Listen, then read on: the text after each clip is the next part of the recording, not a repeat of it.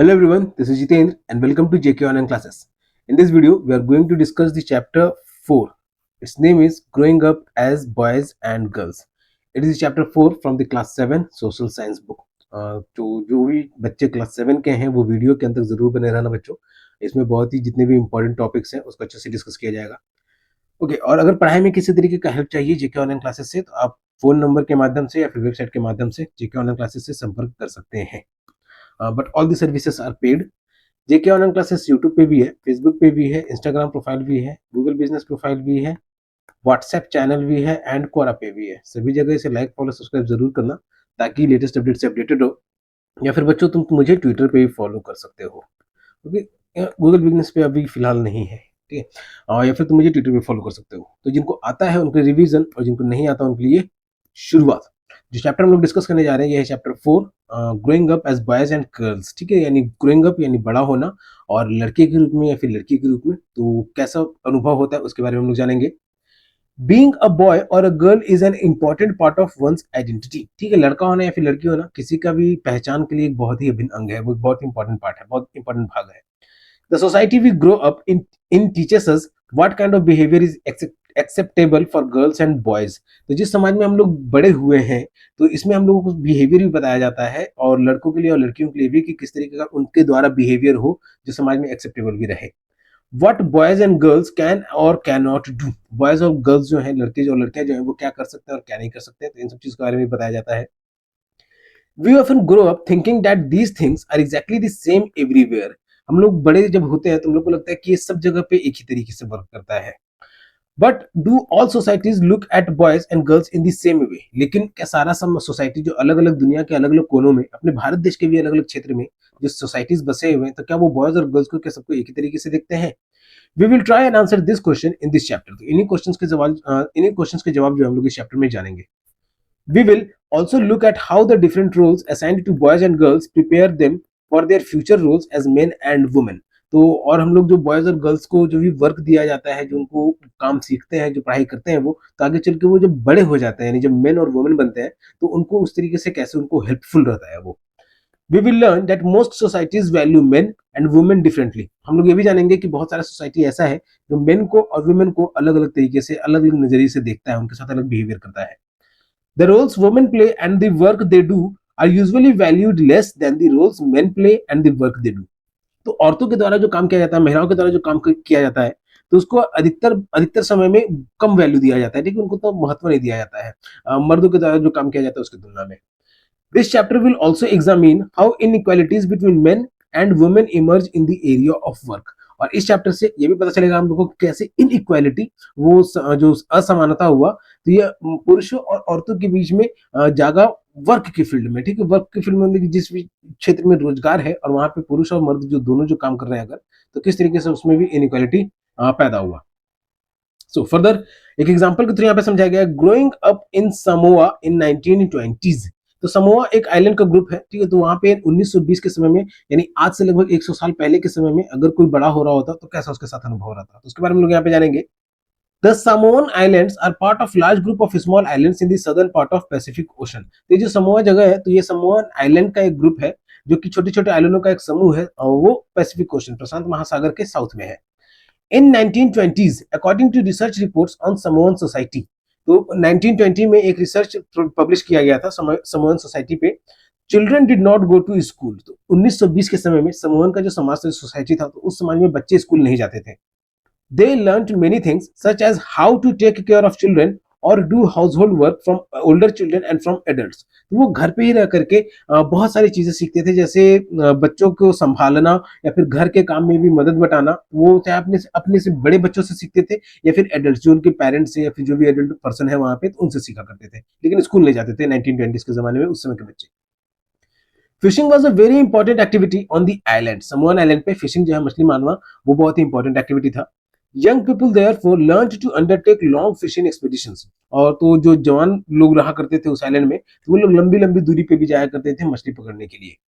But they learn these things at different points in their childhood. और लेकिन ये सब अपने बड़े होने के समय में या फिर बचपन से लेकर के बड़े होने तक के बीच में अलग अलग समय पे इन्होंने अलग अलग चीजों को सीखा. तो यहाँ पे इमेज में देख सकते हो बच्चों कि class 7 Samoan child in his school uniform, तो एक बच्चे का इमेज है समोअन चाइल्ड की तरह, it remind me of someone, तो वो अपनी स्कूल यूनिफॉर्म में है। As soon as babies could walk, their mothers or other adults no longer looked after them। तो जैसे ही कोई बच्चा अगर चलना भी सीख जाता था, तो समोअन आइलैंड के बारे में हम लोग जो पढ़ रहे हैं, तो अगर कोई बच्चा चलना भी सीख जाता था, तो उनकी माँ जो होते थे या फिर घर के जो बड़े सदस्य होते थे, वो उसकी देखभाल नहीं करते थे उस बच्चे की।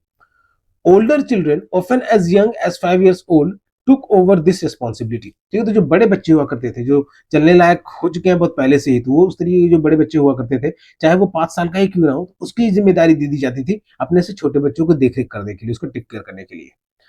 Both boys and girls looked after their younger siblings, तो चाहे वो लड़का हो या फिर लड़की हो, सब अपने से छोटे भाई बहन की देख रेख किया करते थे।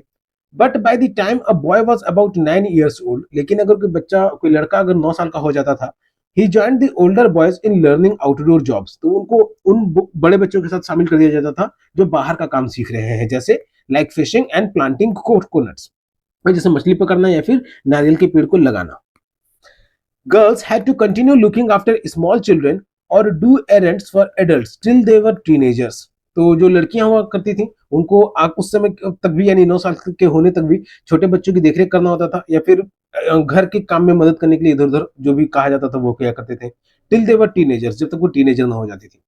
But once they become teenagers they had much more freedom, लेकिन टीनेजर होने के बाद उनको और ज्यादा आजादी दिया मिल जाता था। हाउ?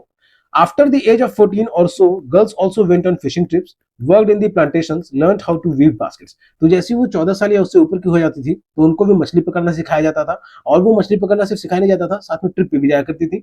साथ में प्लांटेशंस के बारे में भी सिखाया जाता था कि कोकोनट प्लांट को कैसे लगाना है, और बास्केट बनाना, ठीक है, जो छोटी छोटी टुकड़ियां हुआ करती हैं, चाहे वो प्लांट के स्टेम का हो या फिर कोकोनट का हो, किसी भी चीज का हो, तो उसका भी बास्केट बनाना ये लोग सीखती थी। Cooking was done in special cooking houses, खाना बनाने के लिए एक अलग जगह हुआ करता था जहाँ पे लोग खाना बनाते थे। Where boys were suppose to do most of the work while girls help with the preparations. तो वहां पे, वो जहाँ पे खाना बना करता था, वहां पे भी अधिकतर काम जो वो लड़के ही किया करते थे, और लड़कियां जो है बस थोड़ा बहुत मदद कर दिया करती थी खाना बनाने की तैयारी में। Alright, in what ways do the experience of Samoan children and teenagers differ from your own experience. तो जो समोआ के 1920s के समय के जो बच्चों का तुम लोगों ने अभी पढ़ा, वो तुम्हारे एक्सपीरियंस से कैसे अलग है of growing up? Is the there everything is experience that you wish was part of your growing up? क्या इसमें से कुछ लगता है कि तुम्हारे बड़े होने के समय में तुम्हारे साथ भी होना चाहिए था? तो मुझे सब डिस्कस करना आपस में।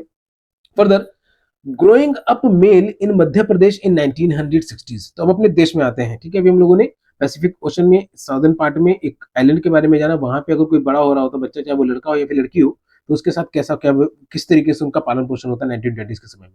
अभी के समय में अब जो हम लोग रीड करने जा रहे हैं वो ग्रोइंग अप मेल, ठीक है, एक मेल को बड़ा करना मध्य प्रदेश में 1960s के समय में। The following is adapted from an account of experience of being in a small town in Madhya Pradesh in 1960s। तो ये 1960 के समय में जो छोटा सा परिवार, छोटे से शहर में अगर कोई मध्य प्रदेश में रहता था, तो उसके घटना से उससे इसको लिया गया है। From class 6 onwards boys and girls went to separate schools. तो 6 के ऊपर में जितने भी लड़के हुआ करते थे या लड़कियां हुआ करते थे, तो वो अलग अलग स्कूल में जाते थे 1960s में मध्य प्रदेश में। The girls school was designed very differently from the boys school. लड़कियों का स्कूल जो हुआ करता था, वो लड़कों के स्कूल से बहुत ही अलग तरीके से बनाया जाता था। They were very differently design. They had a central courtyard where they played in total seclusion. तो एक छोटा सा एक सेंट्रल कोर्टयार्ड रहा करता था, मतलब स्कूल के बीच में ही एक आंगन टाइप का कोर्टयार्ड रहता था, जहाँ पे वो लोग सब साथ में मिलकर खेलते थे। Seclusion and safety from the outside world, जहाँ पे उनको बाहरी दुनिया से पूरा सुरक्षित रहता था और पूरा अलग कट करके रहते थे। तो यहाँ पे एक इमेज है, why do girls like to go to school together in groups. लड़कियां जो है ग्रुप में स्कूल जाना क्यों पसंद करती हैं? तो इसका भी आंसर आगे चैप्टर में इसी में भी मिल जाएगा। The boys' school had no such courtyard and our playground was just a big space attached to the school। और लड़कों का जो स्कूल हुआ करता था, तो उसमें इस तरीके का कोई कोर्टयार्ड नहीं हुआ करता था। कोर्टयार्ड मतलब कि घर के बीच में जैसे एक आंगन होता है, तो उस तरीके से लड़कियों का स्कूल हुआ करता था कि अगल बगल बिल्डिंग्स है और बीच में स्कूल के सेंटर में जगह है लड़कियों के लिए। लेकिन लड़कों के स्कूल में ऐसा कुछ नहीं था, और उनका प्ले ग्राउंड जो था एक बड़ा सा स्पेस था स्कूल से सटा हुआ में। Every evening, once school was over, the boys watched as hundreds of school girls crowded in the narrow streets। तो हर शाम को जब भी स्कूल खत्म हुआ करता था, तो लड़के देखा करते थे कि उन सड़कों पे सैकड़ों की तादाद में लड़कियां चल रही हैं। As these girls walked on the streets, they looked up so purposefully। तो जब वो लड़कियां सड़क पे चला करती थी, तो वो उनको किसी उद्देश्य से देख रहे हैं ऐसा लगता था। This was unlike the boys who used the street as a place to stand around idling। तो लड़कों की तरह नहीं जो सड़क पे भी खड़े होकर के अपना समय गंवा रहे हैं, like stand around idling to play या खेलने के लिए इस्तेमाल कर रहे हैं सड़क का, और try out tricks with their bicycles, या फिर अपने बाइसिकल से कुछ ट्रिक ट्राई कर रहे हैं, जैसे स्टंट मारने की कोशिश कर रहे हैं। तो लड़के ये सब करते हैं, तो लड़कियों की तरह नहीं, लड़कियां क्या कर रही हैं, बस उसको स्कूल आने जाने के लिए इस्तेमाल करती हैं। For the girls the street was simply a place to get straight home, लेकिन लड़कियों के लिए वो सड़क जो था वो बस एक ऐसा रास्ता था जिसकी मदद से वो सिर्फ घर आ सकती थी।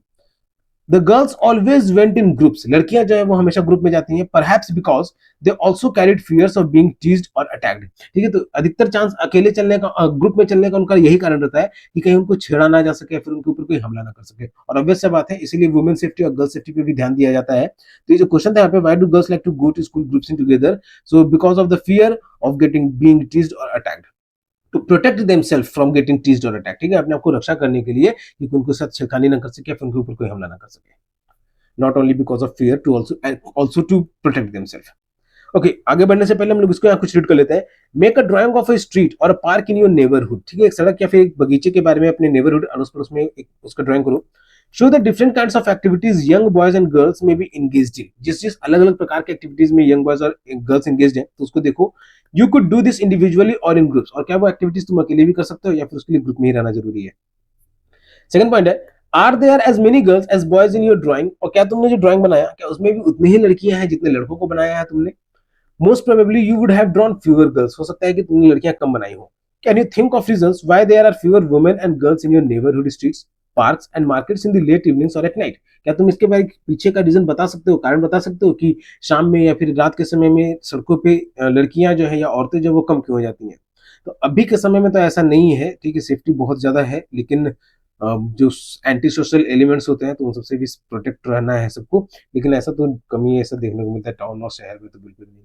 अगर बच्चों आपके साथ कैसा अनुभव है वो आप लोग इसमें तो कमेंट बॉक्स ऑफ रहेगा, कहीं ना कहीं शेयर कीजिएगा। All are girls and boys doing different activities, क्या लड़कियां और लड़कियां जो अलग अलग एक्टिविटीज कर रहे हैं जो तुमने ड्राइंग बनाया उसमें। Can you think of reasons why this might be so, और क्या इसके पीछे का कारण क्या हो सकता है।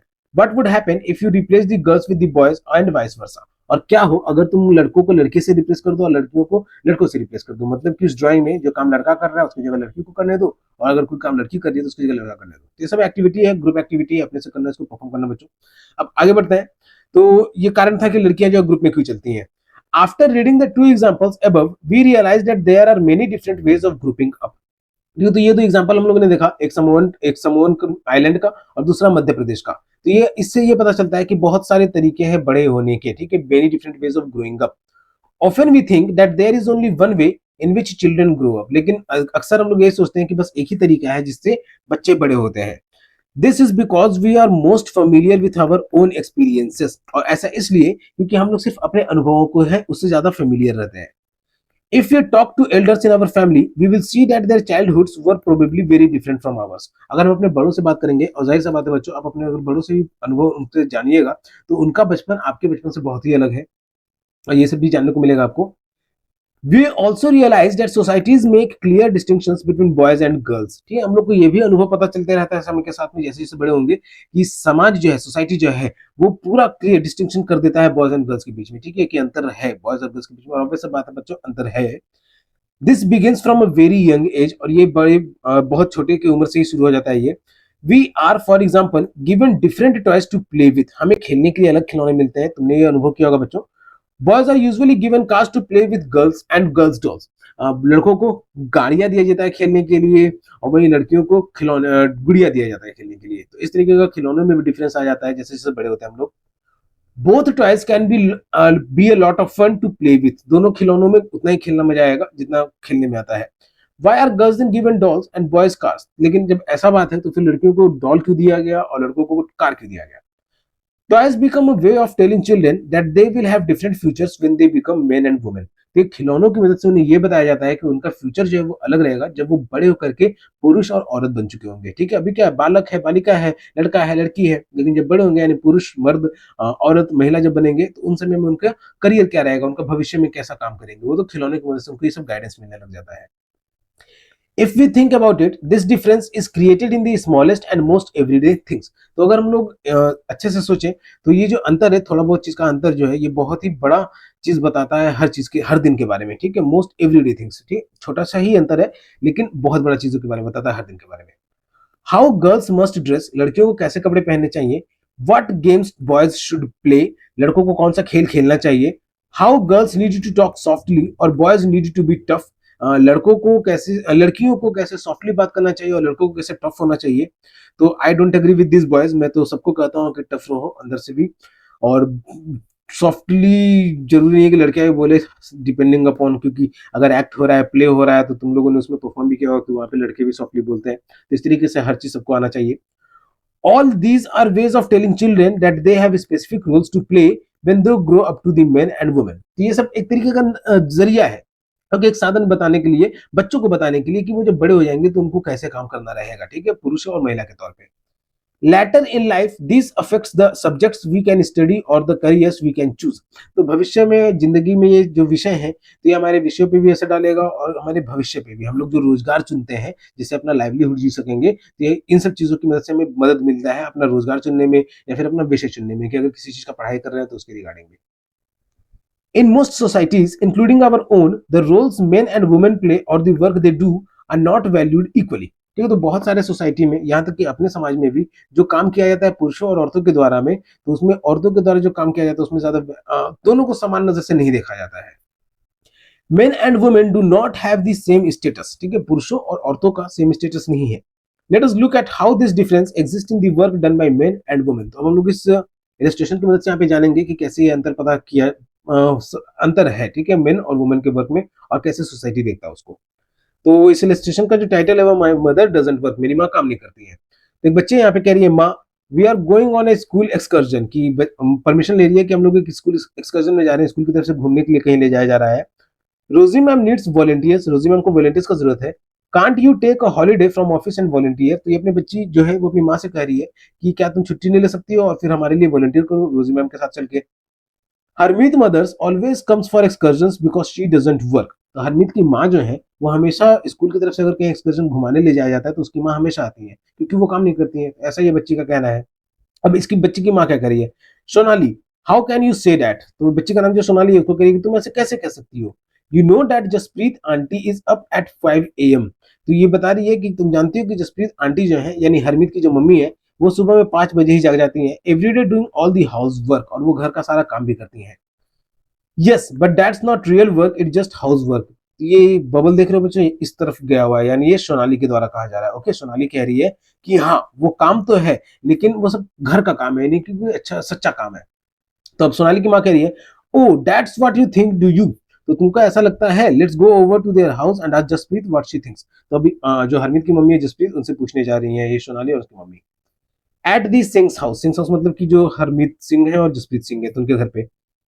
हर्षरन Sonali thinks that your wife is not a working person. तो हर्षरन जो हरमीत के पापा उसको कह रही है, सोनाली की मम्मी, कि उसको लगता है, कि सोनाली को लगता है कि उसकी वाइफ जो है वो काम नहीं करती है। तो उस पर हर्षरन जो हंसते हुए कह रहे हैं, but isn't that correct aunty, my mother is a house wife she does not work. तो हरप्रीत भी कह रहा है इसमें कि क्या ये सही नहीं है, उसकी मम्मी जो है घर पे काम, घर की वाइफ है, हाउस वाइफ है, तो वो काम नहीं करती है। अगर हाउस वाइफ है नहीं, घर की वाइफ नहीं, हाउस मतलब घर पे सिर्फ वाइफ के तौर पे काम करती है, ना कि कहीं पे ऐसा जगह जहां से उनको पैसा मिले। Then Jaspreet why don't you just relax and let them manage everything for a change. ठीक है, तो सोनाली की मम्मी कह रही है कि जसप्रीत क्यों ना तुम इन लोगों, तुम कभी आराम करो और इन लोग को सब चीज काम करने दो। Great idea, okay I will do on strike tomorrow. तो एक दिन के लिए उसने, जसप्रीत ने छुट्टी लेने के लिए कह दिया कि ये अच्छा आइडिया है। What fun, we will take care of everything tomorrow with papa. अब हरमीत और उसकी बहन जो है वो लोग खुशी मना रहे हैं कि अब इन लोग को मौका मिलेगा कल पापा के साथ मिलकर काम करने का। नेक्स्ट मॉर्निंग 7:30 AM, तो अगले सुबह 7, 7:30 बजे। Oh my God look at me, look at the time, where's my breakfast, why aren't the children ready. जो हरमीत के पापा हैं वो कह रहे हैं कि कहाँ गया इनका सुबह का नाश्ता, आप बच्चे तैयार क्यों नहीं है। How would I know, I am on strike remember, besides Mangala has also taken leave today. तो जो जसप्रीत थी वो कह रही है कि वो तो स्ट्राइक पे, उसको कैसे पता होगा, और पर से उनके यहाँ जो नौकरानी आती है वो भी छुट्टी पे है। ओहो that's the school bus, I will have to drop them in the car. तो हरमीत के पापा कह रहे हैं कि ये तो स्कूल का बस है, वो भी छूटने वाला है, तो इनको बच्चों को जो वो कार में छोड़ने जाना पड़ जाएगा आज। Hurry hurry and ask Harmeet to switch on the pump, और जल्दी जल्दी हरमीत से भी कहना है कि पंप को ऑन कर देना है। But what about the kids lunch boxes? अब हरमीत की मम्मी जो अंदर से कह रही है कि बच्चों का लंच बॉक्सेस का क्या हुआ? Oh no, forget about that. तो फिर भूल गए उसके बारे में। I will give you some money, just buy something from the canteen today. ठीक है, तो मैं तुम्हें कुछ पैसे दे दूंगा। हरमीत के पापा कह रहे हैं कि मैं तुमको कुछ पैसे दे दूंगा, कैंटीन से कुछ खा लेना। माँ already gave us money for that. तो माँ जो अंदर से कही थी कि लंच बॉक्सेस का क्या होगा, तो उन्होंने बच्चों को अंदर ही पैसा दे दिया था। अब शाम के समय में 6 बजे, ding ding, I am exhausted, how about some tea? Oh I forget your strike, I will make some myself. ठीक है, तो हरमीत के पापा जब घर पे आ रहे हैं तो वो अपनी वाइफ से कह रहे हैं कि पूरे थक चुके हैं, चाय बना दिया जाए। तो अब उनको याद आता है कि वो तो स्ट्राइक पे है, तो खुद से ही चाय बनाना पड़ेगा। The house looks like it was hit by a hurricane. तो जब वो घर पे आते हैं, अंदर आते हैं, तो उनको ऐसा एहसास होता है कि घर में कोई भूचाल आया हो, तूफान आया हो भयंकर वाला। Did you expect it to remain in exactly the same condition in which you left it this morning dear? क्या तुम इसको इसी तरीके से रखना चाहोगे, या ऐसा तुम सुबह छोड़ के गए थे? या क्या तुमको ऐसा ही उम्मीद था कि शाम को आगे तो ऐसा ही दिखेगा? Harmeet, where on earth are the tea leaves? अब ये चाय पत्ती बनाने गए तो चाय पत्ती पूछ रहे हैं। He, I wonder if they still believe I don't work. तो इनको अब तक के इन लोगों को यही लग रहा होगा कि ये काम नहीं करती हैं। But now I have to remind them that chacha ji and chachi ji are coming for dinner. तो हरमीत की जो मम्मी है, जसप्रीत है, वो अब इन लोग को बताने जा रही है कि चाचा और चाची भी आने वाले हैं, तो उनके लिए भी अब इन लोग को भी काम करना पड़ेगा। इस तरीके से इस इलस्ट्रेशन की मदद से हम लोगों ने जाना कि वुमेन जो है, जो हाउस वाइफ होती हैं, जो हाउस मेकर्स होती हैं, तो वो भी घर पे काम करती हैं, घर का काम देखती हैं। ठीक है, खाना बनाना हो, साफ सफाई करना हो, इस तरह के काम में भी एनर्जी एनर्जी लगता है, तो इस तरीके का वो भी घर का काम करती है। सो वैल्यूइंग हाउस वर्क। ठीक है, वैल्यूइंग मतलब कि उनको भी कदर करना, घर के कामों को भी कदर करना। Harmeet family did not think that the work Jaspreet did within the house was real work. तो हरमीत के परिवार को अभी तक यही लग रहा था कि जसप्रीत जो काम करती है वो सही काम, सच्चा काम नहीं है, क्योंकि उसको शायद पैसा नहीं मिल रहा था इसके लिए। This feeling is not unique to their families. और ये जो फीलिंग है सिर्फ उनके परिवार तक सीमित नहीं है बच्चों। Across the world the main responsibility for house work and care giving task. ठीक है, तो जो पूरी दुनिया में जो मेन रिस्पॉन्सिबिलिटी है हाउस वर्क का, घर का, और केयर गिविंग टास्क मतलब कि किसी की देखभाल करने का, like looking after the family, चाहे परिवार में ही किसी की देखभाल करना हो, स्पेशली चिल्ड्रन, या फिर खास करके अगर बच्चे हों, और एल्डरली बड़े हों, या फिर कोई बीमार हो, लाइज विद इन वुमेन। तो ये सब अधिकतर जिम्मेदारी वुमेन को ही दिया जाता है। Yet, as we have seen, the work that women do within the home is not recognized as work. लेकिन हम लोगों ने अभी ये देखा कि जैसे वो जो वर्क वुमेन करती है घर पे, उसको उस तरीके का पहचान नहीं मिलता है। ठीक है, तो वही करना है यहाँ पे, वैल्यूइंग हाउस वर्क, घर के कामों को भी वैल्यू करो। It is also assumed that this is something that comes naturally to women. तो ऐसा ही माना जाता है कि ये वुमेन्स के लिए नेचुरली अंदर से आता है कि घर के कामों को संभालना, देख रेख करना, इस तरीके की चीजें। It therefore does not have to be paid for. तो इसलिए उनको उसके पैसे नहीं मिलना चाहिए। And society devalues this work. और सोसाइटी, जो समाज जो है, इस काम को नकार देता है। Further, lives of domestic workers. Domestic workers मतलब कि घर के जो काम करने वाले होते हैं, जो मदद करते हैं घर के काम में भी। सो मेलानी विथ हर डॉटर, यहाँ पे एक इमेज दिया हुआ है डोमेस्टिक वर्कर जिसका नाम मेलानी है, तो अपनी बेटी के साथ है इस इमेज में, इस फिगर में। इन द स्टोरी अब ऊपर जो हम लोगों ने कहानी देखा, Harmeet mother was not the only one who did the house work. ठीक है, तो ये हरमीत की मम्मी इकलौती नहीं है, सोनाली की मम्मी घर का काम करती हैं। A lot of the work was done by Mangala. Okay, तो यहाँ हरमीत की रिगार्डिंग ही कहा जा रहा है कि हरमीत की मम्मी जो है जसप्रीत, जिसके बारे में सोनाली कह रही थी कि मुझे काम नहीं करती है, तो अधिकतर काम जो यहाँ पे मंगला के द्वारा किया जा रहा है। ठीक है, a lot of work was been done by Mangala, their domestic helper, उनके घर की मददगार। Many homes particularly in towns and cities employ domestic workers. तो शहरों में, चाहे छोटा शहर या बड़ा शहर हो, तो वहाँ पे लोग जो है डोमेस्टिक वर्कर्स को हायर करते हैं। They do a lot of work, sweeping and cleaning. वो बहुत सारा काम करते हैं, चाहे वो झाड़ू लगाने का हो या फिर साफ सफाई का हो। वॉशिंग क्लोथ्स एंड डिशेस, कपड़े धोने, बर्तन धुलना। कुकिंग, खाना बनाना। लुकिंग आफ्टर यंग चिल्ड्रन और द एल्डरली, छोटे बच्चों की देखरेख करना और बड़ों की भी सेवा करना। तो इस तरह के काम जो डोमेस्टिक वर्कर्स जो है वो करते हैं शहरों में। Most domestic workers are women. अधिकतर डोमेस्टिक वर्कर्स जो है वो औरतें हैं। समटाइम्स इवन यंग बॉयज और girls are employed to do this work. और कभी कभार होता है कि यंग बॉयज और गर्ल्स को भी हायर किया जाता है इस तरह के काम के लिए। और हायर किया जाता है मतलब उनको पैसा दिया जा रहा है। ठीक है, घर के मेंबर नहीं है वो। Wages are low as domestic work does not have much value. और कम, यस, डोमेस्टिक वर्क के लिए उसमें तनख्वाह जो होता है, सैलरी जो होता है, वो भी कम ही मिलता है, क्योंकि उसको उतना वैल्यू नहीं दिया जाता है। A domestic worker's day can begin as early as 5 in the morning and end as late as 12 at night. ठीक है, तो डोमेस्टिक वर्कर जो होता है, घर का देखरेख करने वाला, काम करने वाला जो होता है, उसका दिन का शुरुआत हो सकता है कि सुबह 5 बजे भी स्टार्ट हो रहा है, तो रात के 12 बजे भी खत्म हो सकता है। बीच में शायद आराम करने का उसे मौका ना मिले। Despite the hard work they do, ठीक है, इतनी मेहनत करने के बावजूद भी, their employers often do not show them much respect.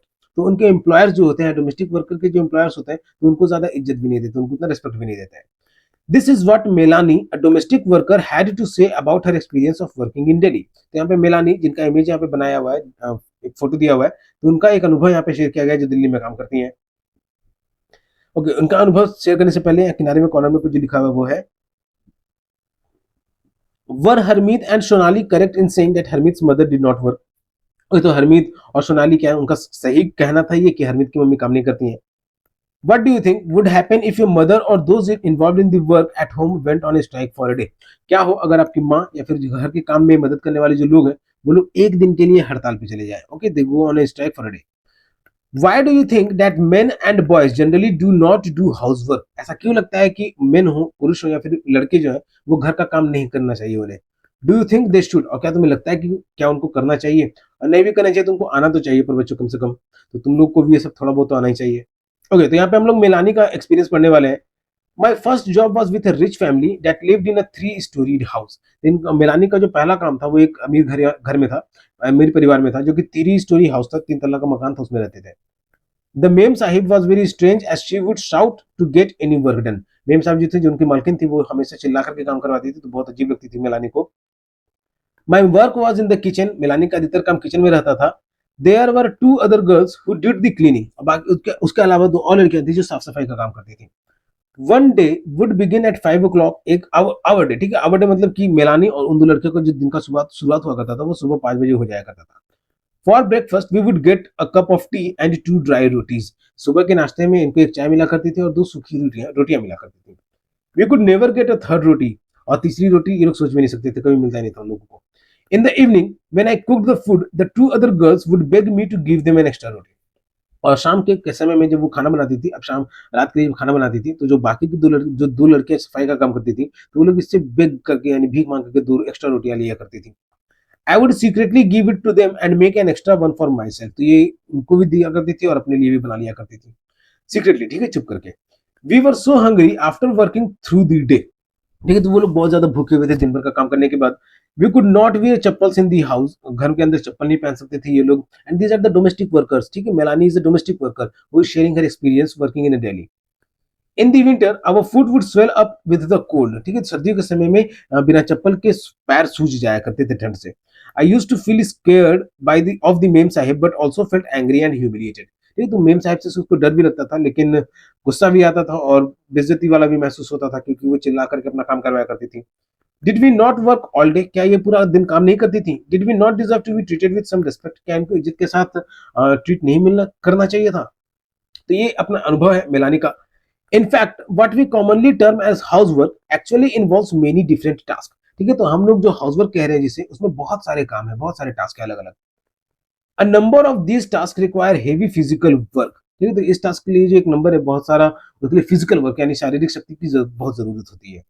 In both rural and urban areas women and girls have to fetch water. ये तो शहर हो या फिर गांव हो, दोनों जगह पे वुमेन यानी औरतों को और गर्ल्स लड़कियों को है जो पानी लाने जाना पड़ता है. पुरुषों को ये काम पुरुष ये काम अधिकतर नहीं ही करते हैं, गांव वाले क्षेत्र में तो बिल्कुल भी नहीं करते हैं. In rural areas women and girls carry heavy head loads of firewood. और ग्रामीण क्षेत्रों में जो पुरुष हैं, लड़कियां जो है, महिलाएं जो है, वो लोग अपने सर पे लकड़ियों, जलावन वाले जो लकड़ियां होता है उसको भी ढो करके लाती हैं. लेकिन ये पुरुष भी करते हैं, ऐसा नहीं कि सिर्फ औरतें करती हैं. टास्क लाइक वॉशिंग क्लोथ्स, कपड़े धुलना, क्लीनिंग, साफ सफाई करना, स्वीपिंग, झाड़ू लगाना, and picking up loads require bending, lifting and carrying. तो इस सब तरह के काम में बेंडिंग यानी झुकना, लिफ्टिंग उठाना और कैरिंग और उसको ढोना, इस तरीके के काम फिजिकल एक्टिविटीज हैं ये, तो ये इन्वॉल्व होते हैं इस तरीके के काम में. Many chores like cooking involve standing for long hours in front of the hot stove. ठीक है, तो जैसे खाना बनाने का काम हो गया, तो उसमें स्टोव के सामने में घंटों तक खड़ा रहना पड़ सकता है. तो इस तरीके का भी इन्वॉल्वमेंट है वर्क में. The work women do is strenuous and physically demanding. औरतें जो काम करती हैं वो बहुत ही थकाने वाला है, स्ट्रेनस मतलब थकाने वाला है, और शारीरिक शक्ति उसमें ज्यादा चाहिए. Words that we normally associate with men. तो ये हम लोग अधिकतर क्या करते हैं कि पुरुषों के साथ इसको जोड़ते हैं. Another aspect of housework and care giving that we do not recognise is that it is very time consuming. Another aspect कहने का मतलब कि घर के कामों का एक दूसरा पहलू जो है, या फिर केयर गिविंग है कि किसी को देखरेख करना, तो उसको हम लोग उतना महत्व इसलिए नहीं देते हैं क्योंकि इसमें समय ज्यादा बर्बाद होता है और इसमें अर्निंग भी नहीं होता है, तो इसलिए इन सब कामों को ज्यादा महत्व नहीं दिया जाता है. In fact If we add up the housework and the work women do outside the home, we find that women spend much more time working than men and have much less time for leisure. Okay, तो इन सबको अगर जोड़ दिया जाए, घर के कामों को भी जोड़ दिया जाए और दूसरा कामों को भी अगर जोड़ दिया जाए, अगर औरतें घर से बाहर कोई काम कर रही हैं उनको भी अगर जोड़ दिया जाए, तो इससे यही पता चलेगा कि औरतें जो है वो ज्यादा काम करती हैं पुरुषों की तुलना में, और उनके पास आराम करने के लिए कम समय मिलता है. Okay, so it's their choice कि उनको उनको दोनों काम करना पड़ रहा है. Further, below is some data from a special study done by the Central Statistical Organization of India. तो ये CSO के द्वारा, सेंट्रल स्टैटिस्टिकल ऑर्गेनाइजेशन है, ये सब सर्वे करते रहते हैं. हर कंट्री में अपना अपना है. तो अपने भारत देश का जो CSO है, इसके द्वारा ये रिपोर्ट तैयार किया गया 1998 और 1999 का. See if you can fill in the blanks. तो इसमें जो फिल इन द ब्लैंक्स है, इसको भरने का कोशिश करना बच्चों तुम लोग ग्रुप में. ओके, तो क्वेश्चन क्या कह रहा है इसमें, what are the total number of work hours spend by women in Haryana and Tamil Nadu each week. ये तो वुमेन के द्वारा क्या कितना घंटा काम किया गया हरियाणा और तमिलनाडु दोनों जगह पे हर सप्ताह में. And how does this compare with the total number of work hours spent by men. और इसको पुरुषों के द्वारा जो काम किया गया है, उनके द्वारा जितना घंटा काम किया गया है, तो उसकी तुलना में कैसे कंपेयर किया जा सकता है. तो लेट अस कंपेयर. वुमेन का जो टोटल काम किया गया है वो टोटल यहाँ पे 53 and it will become 54. Yeah, it is 40 and it will become 44. So women spend more time consuming on work. Women's work and equality, the topic which we are going to read now. अब हम लोग जो topic पढ़ेंगे वो है women's work and equality, यानी औरतों का काम और समानता. ठीक है, टॉपिक स्टार्ट करने से पहले यहाँ एक इंटरेस्टिंग पॉइंट है बच्चों, इसको देख लें. Many women like Sonali's mother in the story and the women in Tamil Nadu and Haryana who were surveyed work both inside and outside the home. ठीक है, तो बहुत सारी औरतें, जैसे ऊपर की कहानी में हम लोगों ने देखा कि सोनाली की मम्मी है जो सिर्फ घर का काम कर रही है, और जिन वुमेन्स के बारे में ये सर्वे में बताया गया है तमिलनाडु और हरियाणा के वुमेन्स के बारे में, जो कि घर का भी काम कर रही है और बाहर का भी काम कर रही है, this is often to be referred as double burden for women's work. ठीक है, तो इसे दोहरा बोझ, ओके, इसे दोहरा बोझ कहा भी जाता है, इसे अक्सर कहा भी जाता है औरतों के काम के लिए. ठीक है, घर का भी काम संभाल रही है फिर बाहर का भी काम संभाल रही है. Further, as we have seen the low value attached to women's household and caregiving work is not an individual or family matter. Okay, तो हम लोग जैसे इसको लो वैल्यू देते हैं, कम महत्व देते हैं वुमेन के घर के कामों को, और केयर गिविंग करने का मतलब कि देखरेख करने के कामों को, किसी का भी फैमिली मैटर हो या फिर इंडिविजुअल का मैटर हो, तो इसको लो वैल्यू की नजर से ही देखा जाता है. It is part of a larger system of inequality between main and women. तो ये जो मेन और वुमेन के बीच में जो इनइक्वालिटी है अभी के टाइम में भी, तो ये एक बहुत बड़ा पार्ट है. It therefore has to be dealt with through actions, not just the level of individual or the family, but also by the government. ठीक है, तो इसके लिए जो है काम करना रहेगा सिर्फ घर के लोगों को ही नहीं, यहाँ तक कि सरकार को भी. और सरकार के द्वारा ऐसे बहुत सारे स्कीम्स हैं, बहुत सारे इनिशिएटिव्स हैं जिसमें वुमेन्स को बढ़ावा मिलता है. एज वी नो नाउ, अब हम लोग जानते हैं, equality is an important principle of our constitution. समानता का अधिकार जो है वो हमारे संविधान का एक इंपॉर्टेंट प्रिंसिपल है, मुख्य सिद्धांत है. The Constitution says that being male or female should not be become a reason for discrimination. Okay, चाहे मेल हो या फीमेल हो, सबको इक्वलिटी का अधिकार है. ठीक है, तो उसके बीच में भेदभाव नहीं होना चाहिए. In reality inequality between the sexes exist. ठीक है, लेकिन सच्चाई में ये इनइक्वालिटी एग्जिस्ट करता है कहीं कहीं पे, और ऑब्वियस है कहीं कहीं तुम लोग भी न्यूज में सुनने को मिल जाता होगा बच्चों, तो इसलिए कहीं ना कहीं पे एग्जिस्ट करता है कभी कभी. The government is therefore committed to understanding the reasons for this and taking positive steps to remedy the situations. तो इसीलिए सरकार जो है हर पॉसिबल रीजंस को बारे में स्टडी करती है और उसके लिए उपाय खोजती है कि इन सारे परेशानियों को कैसे सही किया जा सके. For example, it recognizes that burden of child care and housework falls on women and girls. ठीक है, तो ये इससे पहचान मिलती है कि जो भी बच्चों की देखरेख करना हो या फिर घर का काम करना हो, तो ये औरतों या फिर लड़कियों को ही ऊपर इसका काम का जिम्मेदारी थोपा जाता है. ओके, तो एक यहाँ पे इमेज दिया हुआ है जिसमें children at anganwadi centre in a village in Madhya Pradesh. ये बच्चे जो हैं आंगनवाड़ी केंद्र में पढ़ाई कर रहे हैं मध्य प्रदेश के एक आंगनवाड़ी में. इस फोटो में देख सकते हो बच्चों कि किस तरीके से यहाँ पे सब पढ़ रहे हैं. Further, this naturally has an impact on whether girls can attend school. तो इससे ये भी पता चलता है कि क्या लड़कियां स्कूल जा पाती हैं, क्योंकि उनको घर भी देखना होता है, घर में छोटा है तो बच्चों को भी देखना होता है, तो इस तरीके के काम में भी इनको हाथ बटाना होता है. It determines weather women can work outside the house and what kind of jobs and careers they can have. तो इसी से ये भी पता चलता है कि क्या औरतें जो है घर के बाहर भी काम कर पाएंगी, और अगर करती हुई तो किस तरीके का काम वो चुन पाएंगी. ठीक है, किस तरीके का जॉब या करियर वो चूज कर पाएंगी. The government has set up Anganwadis or child care centers in several villages in the country. तो सरकार के द्वारा बहुत सारे गांवों में आंगनबाड़ी सेटअप किया गया है, देश के बहुत सारे गांवों में। The government has passed laws that make it mandatory for organizations that have more than 31 employees to provide crèche facility. ये तो सरकार की तरफ से निर्देश दिया गया है कि ये किसी भी संस्था में एक मैंडेटरी हो जाए जहां पे 30 से ज्यादा औरतें काम कर रही हैं, तो वहां पे क्रेच फैसिलिटी रहे। क्रेच फैसिलिटी वो फैसिलिटी हुआ जैसे आंगनबाड़ी केंद्र, ठीक है। तो ये बड़े प्राइवेट कंपनी का आंगनबाड़ी समझ लीजिए उसको, क्रेच फैसिलिटी प्राइवेट कंपनी का आंगनबाड़ी समझ लीजिए, जहां पे औरतें अपने बच्चों को ला करके पढ़ने के लिए, सीखने के लिए, खेलने के लिए रख सकती है वहां पे।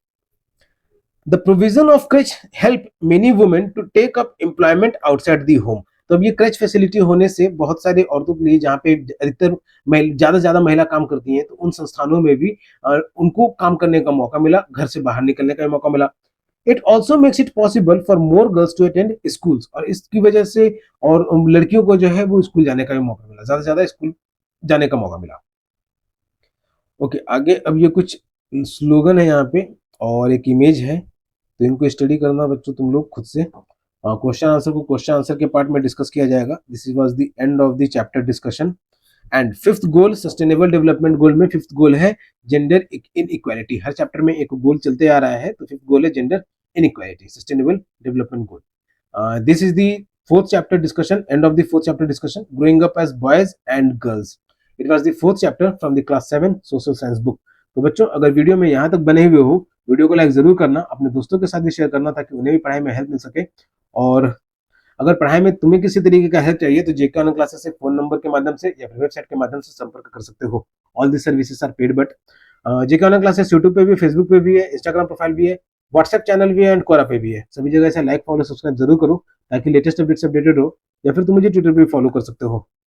तो जिनको आता है उनके लिए रिवीजन, और जिनको नहीं आता उनके लिए शुरुआत। तब तक के लिए keep subscribing, keep supporting, keep loving and keep learning. Thank you.